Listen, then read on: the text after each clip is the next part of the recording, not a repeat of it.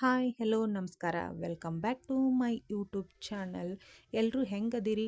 I hope ಎಲ್ಲರೂ ಆರಾಮದಿರಿ ಅನ್ಕೋತೇನಿ. ನಾವು ಆರಾಮದೇವ್ರಿ. ಇವತ್ತಿನ ವಿಶೇಷ ಏನಪ್ಪ ಅಂತಂದ್ರೆ ರೊಟ್ಟಿ ಪಂಚಮಿ.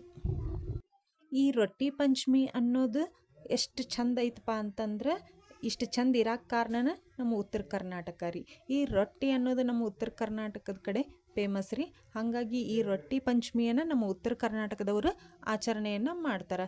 ಈ ಹಬ್ಬ ಯಾವಾಗ ಬರುತ್ತಪ್ಪ ಅಂತಂದ್ರೆ ಶ್ರಾವಣ ಮಾಸದೊಳಗೆ ನಾವು ರೊಟ್ಟಿ ಪಂಚಮಿಯನ್ನು ಆಚರಣೆ ಮಾಡ್ತೀವಿ. ಈ ರೊಟ್ಟಿ ಪಂಚಮಿಯನ್ನು ಯಾಕೆ ಆಚರಣೆ ಮಾಡ್ತೇವಪ್ಪ ಅಂತಂದ್ರೆ ಎಲ್ಲ ಕುಟುಂಬಗಳು ಒಂದೇ ಅನ್ನೋ ಭಾವನೆ ಮೂಡಲಿ ಅನ್ನೋ ಉದ್ದೇಶಕ್ಕಾಗಿ ನಾವೇನು ಮಾಡ್ತೇವಪ್ಪ ಅಂತಂದ್ರೆ ರೊಟ್ಟಿ ಪಂಚಮಿಯನ್ನು ಮಾಡ್ತೇವ್ರಿ. ಈ ರೊಟ್ಟಿ ಪಂಚಮಿ ದಿನ ನಾವು ಏನು ಮಾಡ್ತೇವಪ್ಪ ಅಂತಂದ್ರೆ ವಿಧ ವಿಧದ ರೊಟ್ಟಿಗಳನ್ನು ಮಾಡ್ತಾರ್ರಿ. ಯಾವ್ಯಾವಪ್ಪ ಅಂತಂದ್ರೆ ಅಕ್ಕಿ ರೊಟ್ಟಿ, ರಾಗಿ ರೊಟ್ಟಿ, ಮತ್ತು ಸಜ್ಜಿ ರೊಟ್ಟಿ, ಜೋಳದ ರೊಟ್ಟಿ, ಹಿಂಗೆ ವಿಧ ವಿಧದ ರೊಟ್ಟಿಗಳನ್ನು ಮೊದಲ ತಯಾರು ಮಾಡಿ ಇಟ್ಕೊತಾರ್ರಿ. ರೊಟ್ಟಿ ಎಲ್ಲ ರೆಡಿ ಮಾಡಿ ಮೊದಲ ಇಟ್ಕೊಂಡಾದ್ಮೇಲೆ ಅವತ್ತೇನಪ್ಪ ಅಂತಂದ್ರೆ ರೊಟ್ಟಿ ಪಂಚಮಿ ದಿನ ಚಪಾತಿ ಮಾಡ್ತಾರೆ. ಚಪಾತಿ ಜೊತೆ ಒಂದೆರಡು ಮೂರು ಥರದ ಪಲ್ಯಗಳನ್ನು ಮಾಡ್ತಾರೆ. ಯಾವ್ದು ಬೇಕಾದರೂ ಮಾಡ್ಬೋದು. ಒಂದು ಮೂರು ಥರದ ಪಲ್ಯನಾದರೂ ಮಾಡ್ತಾರೆ. ಆಮೇಲೆ ಮೂಲಂಗಿ, ಮೆಂತ್ಯ ಸೊಪ್ಪು, ಆಮೇಲೆ ಕೆಂಪು ಖಾರ, ಶೇಂಗಾ ಚಟ್ನಿ, ಅಗಸಿ ಚಟ್ನಿ, ಹಿಂಗೆ ಒಂದೆರಡು ಮೂರು ಥರದ ಚಟ್ನಿಗಳನ್ನು ಸಹಿತ ಮಾಡಿ ರೊಟ್ಟಿ ಒಳಗೆ ಎಲ್ಲ ಇಟ್ಕೊಂಡು ಮನೆಗೆ ಹೋಗಿ ಕೊಟ್ಟು ಬರುವಂತಹ ಪದ್ಧತಿ ನಮ್ಮ ಉತ್ತರ ಕರ್ನಾಟಕದ ಕಡೆ ಐತ್ರಿ. ನಮ್ಮೂರೊಳಗೆ ರೊಟ್ಟಿ ಪಂಚಮಿಯನ್ನು ಆಚರಣೆ ಮಾಡೋದಿಲ್ಲರಿ. ಯಾಕಪ್ಪ ಅಂಥೇಳಿ ನನಗೂ ಗೊತ್ತಿಲ್ಲ. ಆದ್ರೆ ರೊಟ್ಟಿ ಪಂಚಮಿ ಮಾಡ್ತಾರೆ. ಮನೆಗೆ ಹೋಗಿ ರೊಟ್ಟಿಯನ್ನು ಹಂಚೋದಿಲ್ಲಂತ್ರಿ. ಮನೆಯೊಳಗೆ ನಾವೇನು ಮಾಡ್ತೀವಿ, ರೊಟ್ಟಿ ಪಲ್ಯವನ್ನು ಮಾಡಿ ದೇವ್ರಿಗೆ ಎಡೆ ಹಿಡಿದು ರೊಟ್ಟಿ ಪಂಚಮಿಯನ್ನು ಮುಗಿಸ್ತೇವೆ. ಒಂದು ಸಾರಿ ನಮ್ಮ ಅತ್ತೆಯವರು ಮದುವೆ ಆಗಿ ಆವಾಗ ಬಂದಾಗ ಏನಪ್ಪ ಅಂತಂದ್ರೆ ನಮ್ಮ ಅಜ್ಜಿಯವರು ಮನ್ಯಾಗ ಇರಲಿಲ್ಲಂತ್ರಿ.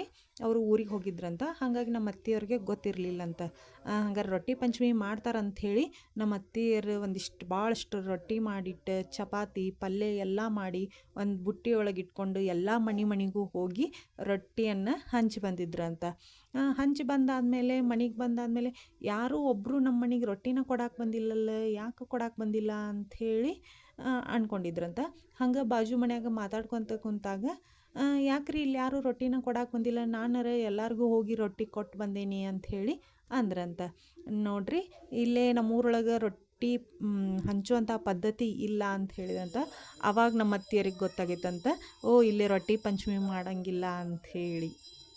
ರೊಟ್ಟಿ ಪಂಚಮಿ ಬಂತಪ್ಪ ಅಂತಂದ್ರೆ ಇದೊಂದು ಘಟನೆಯನ್ನು ನಮ್ಮ ಅತ್ತೆಯವರು ಯಾವಾಗಲೂ ಮೆಲ್ಕು ಹಾಕ್ತಿರ್ತಾರೆ ರೀ. ಈ ನನ್ನ ಗಂಡನ ಮನೆಯೊಳಗೆ ಈ ರೊಟ್ಟಿ ಪಂಚಮಿ ಆಚರಣೆ ಮಾಡೋದಿಲ್ಲ. ಬಟ್ ನನ್ನ ತವ್ರ ಮನೆಯೊಳಗೆ ಮಸ್ತ್ ಮಾಡ್ತಾರೆ ರೀ.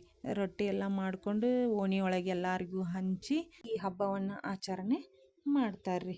ಇವತ್ತು ರೊಟ್ಟಿ ಪಂಚಮಿ ಅಂಥೇಳಿ ನಾವು ಚಪಾತಿ, ಡೊಣ್ಗಾಯಿ, ಎಣ್ಗಾಯಿ, ಸಬ್ಬಸ್ಗಿ ಪಲ್ಯ, ಹಿಟ್ಟಿನ ಪಲ್ಯ, ಮತ್ತು ಪಚಡಿ, ಅಗಸಿ ಚಟ್ನಿ, ಶೇಂಗಾ ಚಟ್ನಿ ಮತ್ತು ಫ್ರೈಡ್ ರೈಸನ್ನು ಮಾಡಿದ್ವಿ ರೀ. ಇದನ್ನೆಲ್ಲ ಮಾಡಿ ನಾವು ಏನು ಮಾಡಿದ್ವಿಪ್ಪ ಅಂತಂದ್ರೆ ದೇವರಿಗೆ ಎಡೆಯನ್ನು ಹಿಡಿಬೇಕಲ್ರಿ. ಹಾಗಾಗಿ ದೇವ್ರಿಗೆ ಎಡೆಯನ್ನು ಹಿಡಿದ್ವಿ. ಎಡೆನೂ ಹಿಡಿದಾದ್ಮೇಲೆ ನಮ್ಮ ಓಣಿಯೊಳಗೆ ಹಿಂಗೆ ಅವರು ಏನಾರು ಸ್ಪೆಷಲ್ ಮಾಡಿದಾಗ ನಮ್ಮ ಮನೆಗೆ ತಂದು ಕೊಟ್ಟಿರ್ತಾರೆ ರೀ. ಅವರು ಒಂದಿಷ್ಟು ಪ್ಲೇಟ್ಗಳು ಇದ್ವು. ಹಾಗಾಗಿ ಅವ್ರಿಗೂ ಸ್ವಲ್ಪ ಕೊಟ್ರಾತಂತ ಹೇಳಿ ಮಾಡುವಾಗ ಸ್ವಲ್ಪ ಜಾಸ್ತಿನ ಮಾಡಿದ್ವಿ. ಒಂದು 3 ಮನೆ ಇದ್ವು. ಅವು 3 ಮನೆಯವ್ರಿಗೂ ನಾವು ಏನಪ್ಪ ಅಂತಂದ್ರೆ ಎಲ್ಲ ಅಡುಗೆನೂ ಸ್ವಲ್ಪ ಇಟ್ಟು ಅವ್ರ ಮನೆಗೂ ಕೊಟ್ಟಿವಿ ರೀ.